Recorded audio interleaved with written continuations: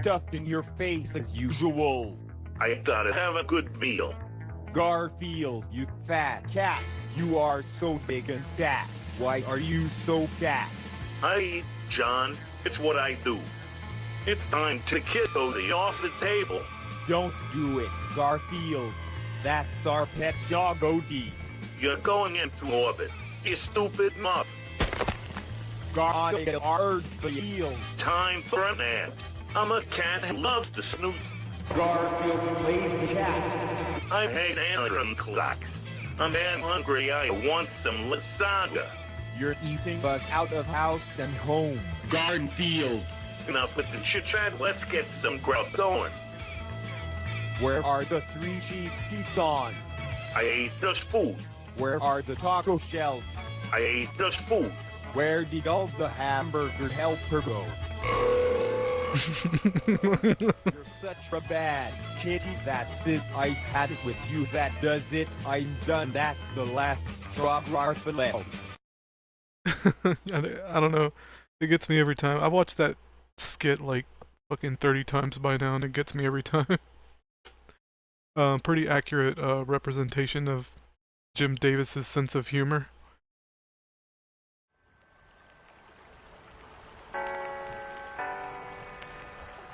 A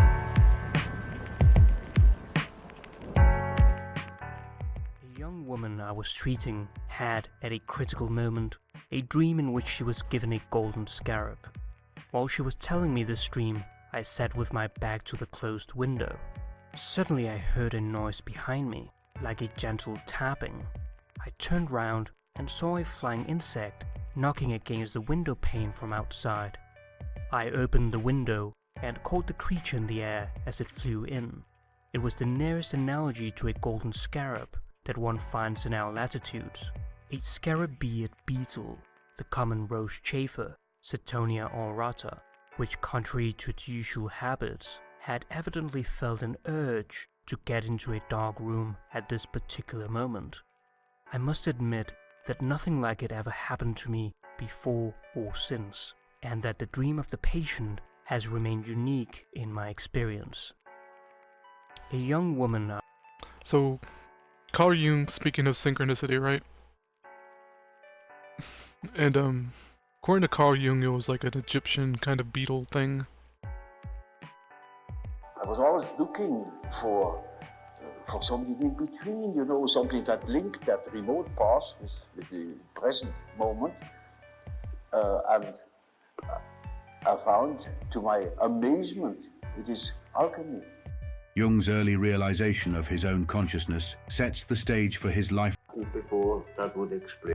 Jung's visions continued into adulthood, providing eerie premonitions that aligned with significant historical events. As far as I can remember, nothing had happened before that would explain this sudden coming to consciousness. You hadn't, for instance, been quarreling with your parents or anything? No.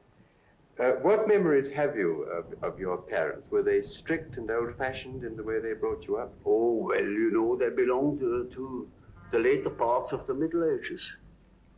And my father... Like his version of the boomers, you know? Often in the country, and you can imagine what people were then, you know, in the 70s of the past century. They had the convictions in which people have lived since 1,800 years. Jung's It's pretty crazy, actually. Also played crucial roles in shaping his perspectives on consciousness and reality. One thing is sure, a great change of our psychological attitude is imminent. That is certain. Why? Because we need more. We need more psychology. We need more understanding of human nature, because the only real danger that exists is man himself. Yup. He is the great danger. And we are pitifully unaware of it. It's not just man in the physical sense, it's humanity and the thoughts, like the mind of man, man as a human collective. We know nothing of man, far too little. His psyche should be studied because we are the origin of all coming evil. By studying the psyche and understanding our inner world, we can begin to grasp the true nature of synchronicity and its And I don't know how accurate he is when he says that. Let me rewind it a little bit. A great change of our psychological attitude is imminent. I think that's true. I think that may be coming up, like I've said, with the alpha generation. And a lot of people are waking up to, let's just call it a matrix, right? The matrix reality. Or, yeah, the matrix reality, that's a good way to put it. People are becoming more aware of it via synchronicity and Mandela effects, and I think the internet had a lot to do with kind of spearheading that and to kind of unifying people and unifying minds into kind of a uniconsciousness. I'm gonna make up a word here and call it uniconsciousness, like one consciousness, like universe, only a uniconsciousness, if that makes sense. And I feel as if the people, let's just say that, or my viewers, are part of this collective, and people like Matt McKinley, right, and you know, people like Stardust Simulation and Kirk, or you know, whoever, Autumn Luma, who just seem to kind of share a mind, but we still have such a unique perspective that we're telling our own story, and through our own unique experiences. And I know I've kind of given shit before where it's like, where I say that your story is not unique, and I don't mean it in a sense as if your story isn't completely 100% not unique. I mean it in a sense that the spiritual trauma isn't unique. Like these problems that you have with people, or the problems you have with your parents, or the problems you have with society, that inner turmoil that you have isn't new, is what I'm getting at. So really should have clarified that when I first started talking about it, because it may seem as if I'm badgering my audience a little bit, which I'm not. It's not my intention. I'm trying to get y'all to realize that the stories are playing out. The patterns are playing out the same as ever since the days of Adam and Eve, you know, Old Testament. And That is certain. Why? Because we need more. We need more psychology. We need more understanding of human nature, because the only real danger that exists. so Carl Jung is kind of implying here that, like, as if we weren't aware of the danger, but it's been given to us already. Let's just say in the Bible, right? I'm sure it's elsewhere, but just to make a long story short, for simplicity's sake, let's say it's just in the Bible already, warning us about the evils of human nature. A lot of people think, oh, the Bible's about Satan and God. No. It's not about that. It's about the inner turmoil that everybody goes through, these spiritual, psychological issues. So Carl Jung and I kind of are going to have to disagree on that. And I'm not saying he doesn't have an understanding, because I believe he does. And it's a sad state of affairs in the modern day and today, you know, current year, whatever, 2024. Modern psychology is so molested and just kind of a shell of its former self. Like, it's more about making money and having a hustle than it is about curing, quote unquote, or helping people or getting people to understand. And I said in the previous video that I made, the video that I made about Dinner for Few, where I say, if it was up to me, I would help y'all. I would help somebody after the first 2 or 3 videos, and you go away forever and never come back. And because you have it within you already. You have it within you already. to solve these issues. The story of your life is the Omni teacher, like the teacher of all teachers, like your own experience, the spark within you, the light within you is enough to recontextualize your past. That's why I always say, like, you need to think about your past and, you know, forgive your parents, forgive your mother, forgive your father, because they went through the crazy shit that you're going through right now.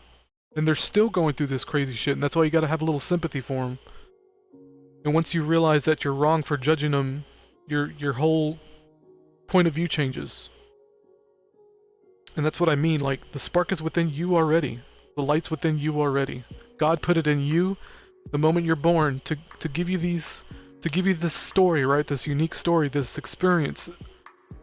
And have all these crazy people around you. For instance, a good example is like Inside Out 2, where Riley's parents are always like trying to prop her up, right? To be the best, like, you're the best student, you're the best hockey player, etc.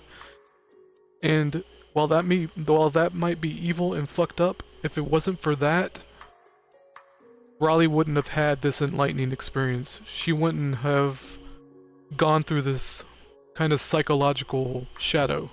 The shadow, Carl Jung's shadow that she went through in that scene where she's in the hockey, what's it called, the penalty box, and kind of having a meltdown. And when she finally got the thoughts to stop, and she had this enlightening spiritual experience, she was whole again. Like, the whole thing in her mind was happening is where all the emotions combined, like, to make her again. Like, her sense of self was renewed and restored, and that's what happens during enlightenment. Like, to give an example, like when I first realized that I was like my father, when I had my first little enlightening experience, when I forgave my father and I reunited with my father, when I realized that I was my father, that his spirit was in me the whole time. He never left me. His body just passed away.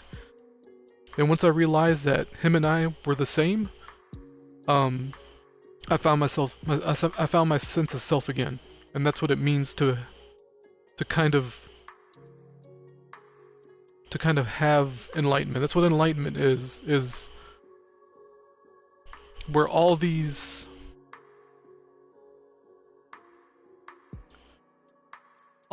layers and layers and layers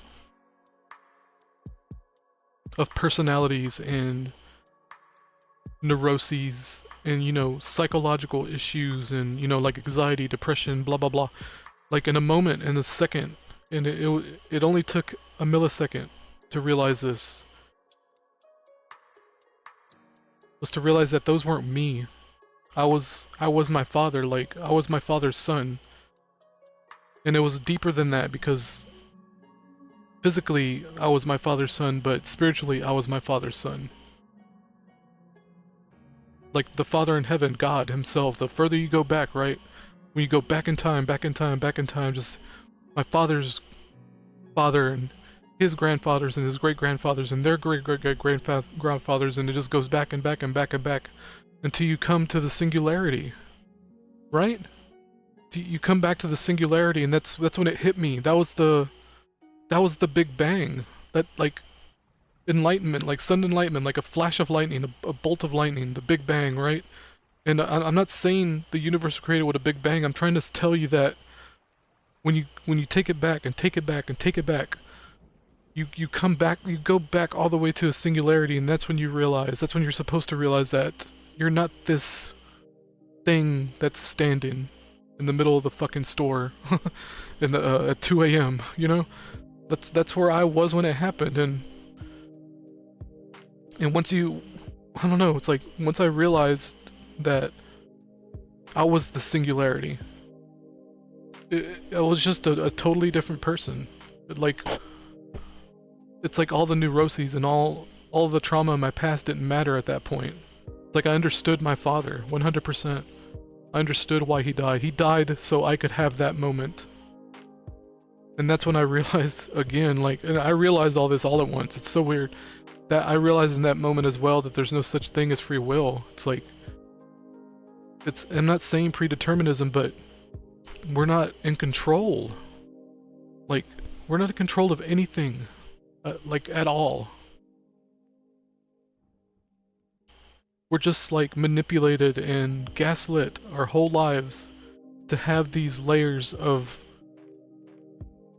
personalities and neuroses and clown makeup. Just like Riley. Riley wasn't herself. She was what her parents wanted her to be. She was what the adults in her life expected her to be. She was what her peers expected her to be.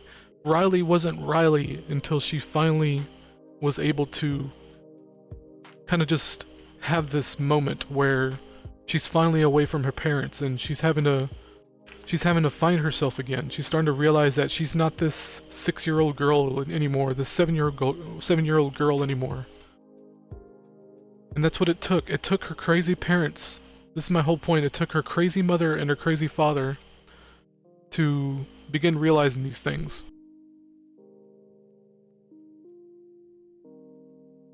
And that's you. That can happen to you. That should happen to you. That's why it's very important to get the fuck away from your parents. Like, cut your parents off, dude. For it has seemed to me of uncommon significance. It relates to a certain curious principle that I have termed synchronicity, a concept that formulates a point of view diametrically opposed to that of causality. Since the latter is a merely statistical truth and not absolute, it is a sort of working hypothesis of how events evolve one out of another, whereas synchronicity takes the coincidence of events in space and time as meaning something more than mere chance. You know, there are these peculiar faculties of the psyche, that it isn't entirely confined to space and time. You can have dreams or visions of the future. You can see round corners and such things. Only ignorance deny these facts. It's quite evident that they do exist and have existed always. Now these facts show that the psyche, in part at least, is not dependent upon these confinements. And then what? When the psyche is not under that obligation to live in time and space alone, and obviously it doesn't, then to that extent, the psyche is not submitted to those laws. And that means a practical continuation of life, of a sort of psychical existence beyond time and space. Understanding the psyche's freedom from the constraints of time and space opens up. And you achieve that. You can experience that through meditation, in my opinion. New possibilities for experiencing synchronicity. The archetype is a force, it has an autonomy. It can suddenly seize you. It is like a seizure. Yes. So, for instance, falling in love at first sight, that is such a case. You see, you have a certain image in yourself without knowing it of the woman, of the woman. Yes. Now you see that girl, or at least a good imitation of your type.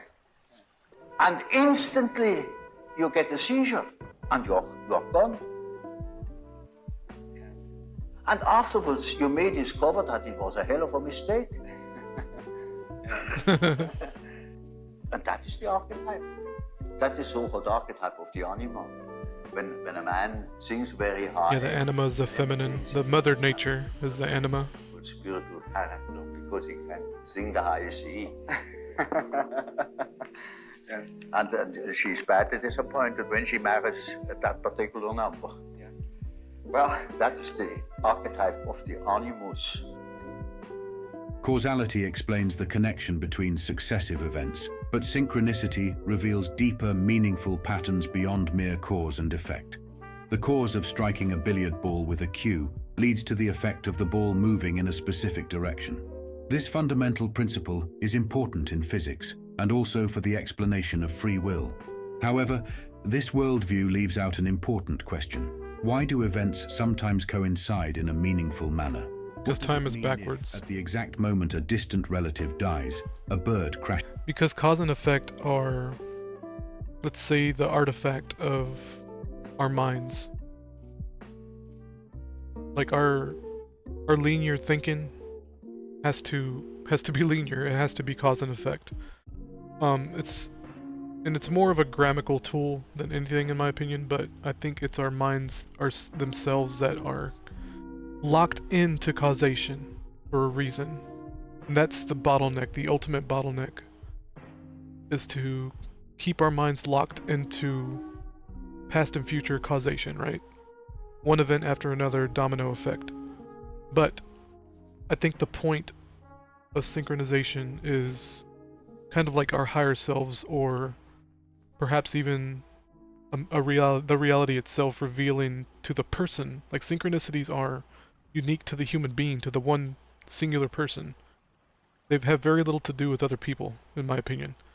So if you're having synchronous moments, chances are, I think there is a bit of entanglement when it comes to synchronicities. Like, for instance, my cat fractal seems to be spreading, right? So my cat fractal is spreading. It's kind of obvious, but I think maybe it was there to begin with, and I just got entangled with it. Somebody else may have been experiencing this cat fractal, and I somehow got entangled with them, and that's when it kind of went bananas. That's when I mainly comment on other people's videos. And to get back to the cat synchronicity again, because this video is about cat synchronicity again. I'm gonna keep talking about it because shit keeps happening. But to talk about the cats revealing themselves to me, I'm not sure how I got entangled in this. For instance, this photo is probably well over 40 years old by this point. Maybe even like 45 years old by this point. So let's say the cat fractal begins. This is for argument's sake, right? The cat fractal begins here at this point. And time is backwards, right? But I noticed the cat in the future. And you're noticing the cat too in the present. So in a sense, you're the creator and I'm the creator. We're all the creators. So this cat synchronicity works back in time and manifests itself. Like, this cat sitting here at this particular moment was because of me. The person who took the picture at this particular moment was because of me. And the reason I noticed this picture to begin with is this thing right here. This thing in his hand.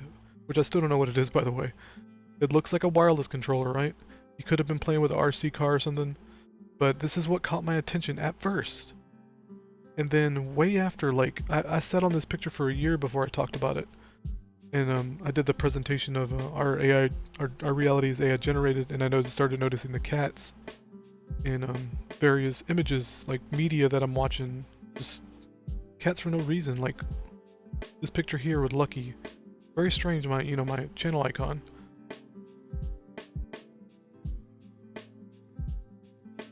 And again, Eris Point Project, same thing. Cats just watching. And that's when this cat thing started getting crazy. It's like, and this is working backwards through time. Like, what is this cat being here at this particular moment as my mother-in-law is taking this picture is because of me. I created this. But you created it too, because you're a witness to it. You see what I'm saying? In that sense, we're becoming entangled in these synchronous moments. It's all one universe. It's all a universe. It's all one thing. There's no such thing as causation. There's no such thing as cause and effect. Cause and effect is just an artifact of our minds and their ability to interact with the reality. Because it has to be that way. It can't be any other way. But we're spirits in a body, but we're spirits in a body, and we're beyond this linear thinking. This is linear thinking. Cause and effect is linear thinking. It has to be that way. I think I got my point across with that. Crashes into the window. This coincidence is as meaningful as the possibility that the falling bird caused the person to die. For Jung, this meant that there was another factor, a causal in nature, which he called synchronicity. This he derived from Hermann Usener's work on the origin of religious history.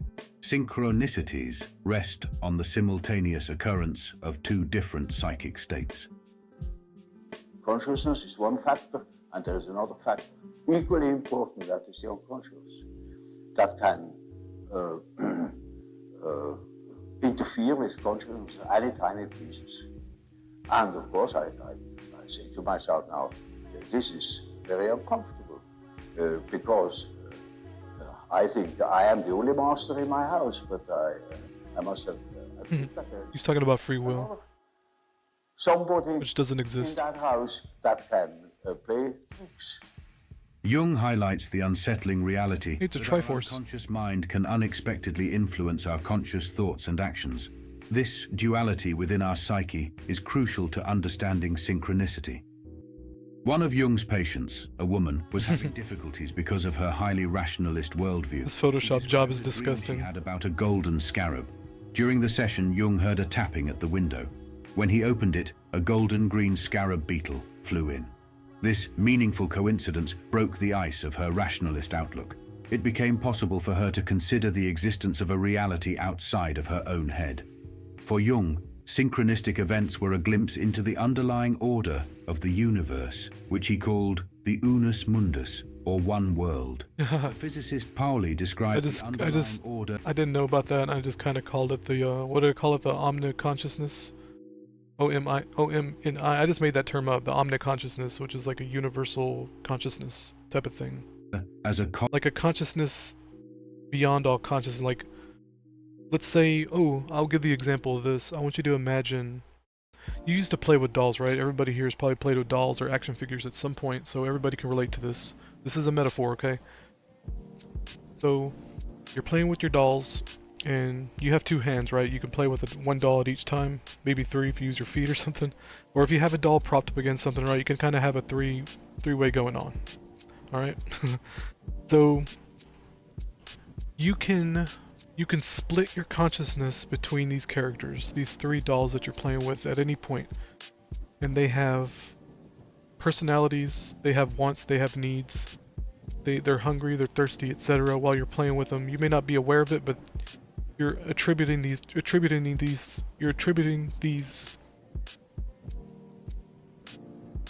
these attributes onto the dolls as you're playing with them, right? And you have a story in your head that's playing out as you're playing with the dolls. And in the moment, you get wrapped up in the play, in the theater that's going on.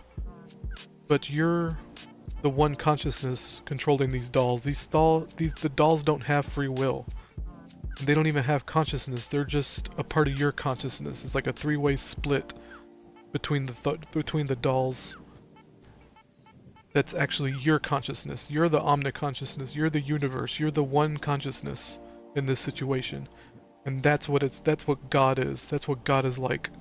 All God is a consciousness split up into billions of beings, maybe even trillions, if you count animals. But I think it's just people, humans, to be honest. And I'm not sure about cats either. I don't know if cats are a part of this. I think cats are reality beings to begin with, like weird representations of reality itself that may or may not be God. But that's just the way I feel about it. Y'all can think I'm crazy, it's fine. But it's like almost like marionettes. We're almost like puppets in a sense, but not in a bad way, because we're here to tell a story. We're here to tell a tale. And I'm not sure how to reconcile this idea of waking up, quote unquote, or having a spiritual experience. Maybe that would be as if a programmer programming an AI bot to realize that it's an AI bot, but still going about its day with this knowledge. I don't know, something like that. But anyway, that's just my parable or whatever, my analogy to you as to what I mean by omni-consciousness. And Carl Jung and I are differing wildly over this topic, but that's fine. Carl Jung's a genius. He's like bona fide mystic guru, in my opinion. Cosmic clock, in which everything has its own place and time, even if we do not see the connections. It was out in nature. I stood in a field of wheat, an enormous field of wheat that was ripe for harvest. And I was a child. And I held her in my arm like a baby. and the wind was blowing over that field of wheat. Now you know when the wind is blowing over wheat field, these waves in the wheat field. Yeah. And with these waves, I swayed like that, putting her as if it were to sleep, you know. And she felt as being in the arms of a God, of the Godhead. Therefore, you see it in me. Yeah. That clicked. She suddenly became aware of an entirely heathenish image. Yes. That comes fresh from the archetype, because that value is in herself. And that is a sort of liberation. Yeah. And that is, of course, makes her complete, you know. Jung's idea of archetypes illustrates how... So he basically described Riley's kind of psychological experience where she became whole again, or my, spiritual experience where I became whole again after feeling so separated. Is the psychological equivalent of the unus mundus. Then, synchronicity is its parapsychological equivalent. The world hangs on a thin thread, and that is the psyche of man. Nowadays, we are not threatened by elementary catastrophes. There is no such thing as an H-bomb. That is all man's doing. Yeah. We are the great danger. The psyche is the great danger. What if something goes wrong with the psyche? Yeah. Yep. That's crazy. And so you see, it is demonstrated to us in our days what the power of the psyche is of man. How important it is to know something about it. And he talks about the dangers of psyche on a physical level, because he's talking about human beings creating H-bombs and all that. And I think the biggest danger is the psyche, but for different reasons. And I'm talking about the spiritual trauma that the parents put children through at the very early age. And to me, that's the number one threat, quote unquote, to humanity, because that supersedes everything. If you think about it, why the H-bomb came about, or why anything comes about, any kind of weapon comes about, why wars come about, it's from the sins of the parents. And this is kind of my point of this.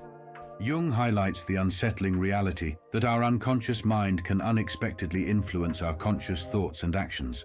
This duality within our psyche is crucial to understanding synchronicity. One of Jung's patients, a woman, was having difficulties because of her highly rationalist worldview. She described a dream she had about a golden scarab. During the session, Jung heard a tapping at the window. When he opened it, a golden-green scarab beetle flew in. This meaningful coincidence broke the ice of her rationalist outlook. It became possible for her to consider the existence of a reality outside of her own head. From what I understand, this doesn't really cover it, but she had a dream about a scarab. I don't remember the context, but kind of an Egyptian scarab-looking thing. And I learned something very interesting about cats. So,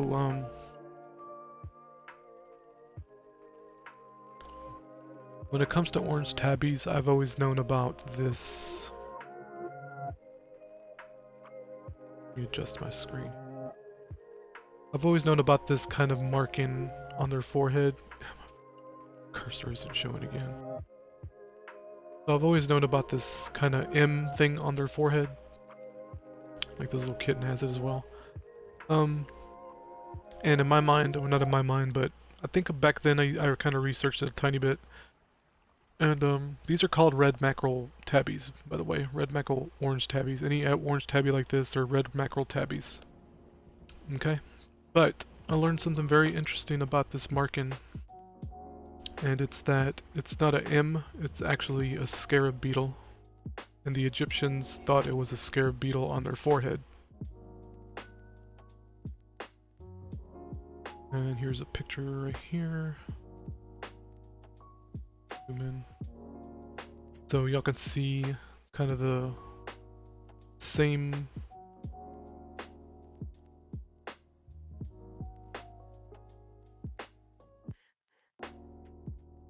kind of little imagery going on here. The scarab beetle, okay? Orange tabbies have scarab beetles. And there's a cat called the Egyptian Mao. The Egyptian Mao. And that's the kind of cat that Mao, the avatar of Ra, was. See the scarab beetle?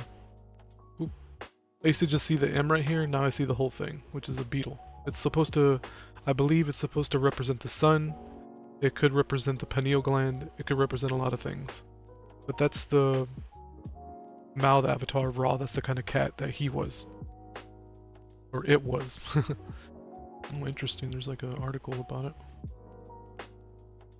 Why is the text so fucking big? Okay, it was zoomed in a lot. I forgot I zoomed it in. So apparently there is a difference, well, at least according to this person, but... So there is discussion going on between the M marking and the beetle marking. Which I think they're the same. They look about the same. Like this and the Egyptian Mao cat. That thing. Very prominent to me now that it's been pointed out. See, it still kind of looks like a beetle. You can see kind of the outline of the scarab. This is something I kind of been researching a little bit. It's nothing too crazy yet. I just wanted to kind of share that. I don't know if we can consider this synchronicity. I just know that when I learned it was a scarab beetle. When I learned that it was a scarab beetle, on the cat's forehead is when I remembered the thing about synchronicity and Carl Jung, which prompted me to kind of go over that video a little bit and give my opinion about it. Oh wow, apparently the cats in Sailor Moon, which I actually watched a few weeks ago for the first time. I watched the first episode just for fun. I'd never seen Sailor Moon before. And I didn't know I had a cat named Luna. I didn't know that show had a cat named Luna until I ran across it, so I thought that was pretty amazing. It's always weird shit that lines up like that. And the cat talks and everything. I hadn't watched the show too much, but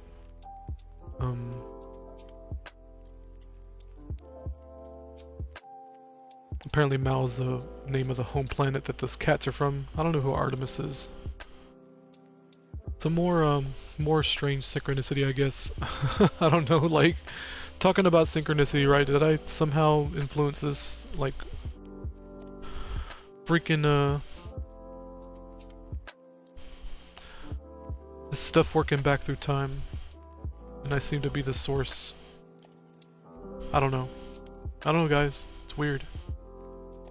Oh, I didn't know about this either. Good lord. It just doesn't end. Look at this. Scarabs represent Bastet. What is the source for this? I'm gonna need a source for that, fam. What I just read. This right here, the scarabs representing Bastet. The Egyptian cat goddess Bastet is sometimes depicted with a scarab beetle, such as on a scarab beetle from the 3rd intermediate period or late period that is on display at the Met 5th Avenue. The underside of this scarab depicts a cat sitting on a basket which represents the goddess Bastet. What is the source for that? You can't say crazy shit like that. What the? Here we go. I think this is it. Here we go. Oh, it's a cat sitting in the basket. I see it. It looks like that there may be the sun or the moon. That little circle. What the hell is Re? Do they mean Re? I think that means Eye of Ra. The sun god Re. Did the bot write this? Fucking A. The underside of the scarab is decorated with the representation, wow, this is spelling errors, of a cat sitting on top of a basket. Cats represent the goddess Bastet, the mild-tempered daughter of the sun god Ra, who also served as the Eye of Ra. I think she means Bastet served as the Eye of Ra. Wow. Are these articles being like written in real time? Was this like fucking faked like a minute ago and just fucking plastered on here? This is suspect, man. Really? This is crazy. Is this a fake article? Fuck you. No way. Bullshit. I call bullshit. This is bullshit. Does that say Mao on it? This is written with a Sharpie. Fuck this. Fuck the AI bots, man. This is AI bot written. This is a real website. You can fucking kiss my ass. I'm gonna click on shit. Yeah, I'm clicking on shit. I feel like I'm going schizo. These names just fucking made up. This is Ines. It's a Spanish name. That's like a weird Cambodian name or some shit. Plan your visit. Fuck yeah, let's go. What do y'all got for sale? I'm gonna keep clicking on stuff. Yeah, generate it while I'm looking at it. Keep going. Oh lord. What in the world? So funny. Did I just experience a bot writing things in real time for me? That's gotta be it. There's no fucking way that's real. There's no way, there's no way. So stupid.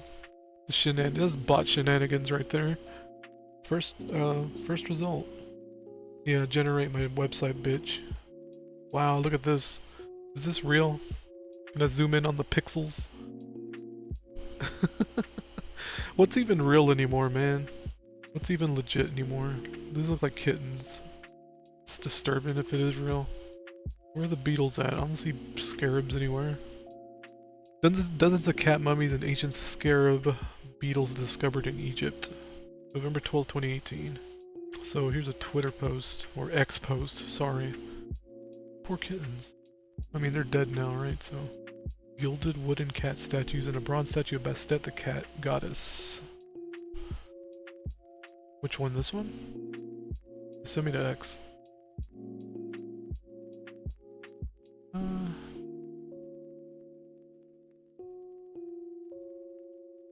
Where's Bastet?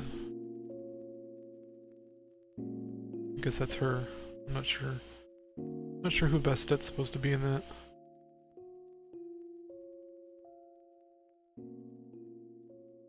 Mummified scarab beetles. Oh boy. Mummified scarab beetles? You can mummify a scarab beetle? An insect? Really? Did a child draw this? Can't tell the scale of this at all. Oh, is it a stuffed linen like Matt likes to say? The mummified scarabs were found wrapped in linen inside a sealed stone coffin, decorated with paintings of yet more scarabs. Another collection of scarab mummies was also found inside a more smaller square coffin decorated with a single scarab painting. What else do we find here? Oh man, that's enough of that. I think that's it, guys. I'll just leave y'all with this image of the scarab beetle on the Egyptian Mao cat. This is what I originally wanted to talk about, but I kind of got into the Carl Jung thing, which is fine. That's interesting too. So this kind of be another. This will be another sort of ramble, various topic kind of video, and I don't really mind doing these. I think people like them. I don't know. Y'all let me know if y'all like these kind of videos that are a little all over the place. Y'all have a great night.